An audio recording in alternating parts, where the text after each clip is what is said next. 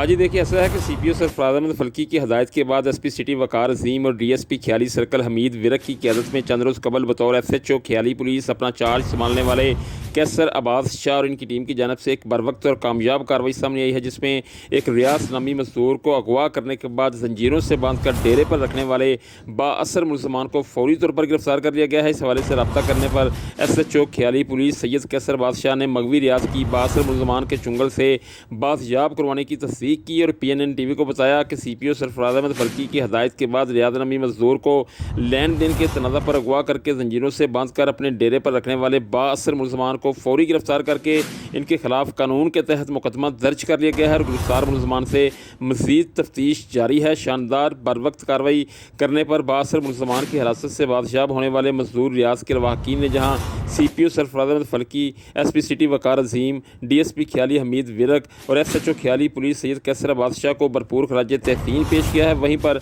इलाका थाना ख्याली के अवामी समाजी और ज़िंदगी के दीगर शुबा एजाज से वाबस्ता शहरियों ने पुलिस से इजहार तशक्कुर करते हुए गिरफ्तार मुलजमान को सख्त से सख्त सज़ा देने का मुतालबा किया है।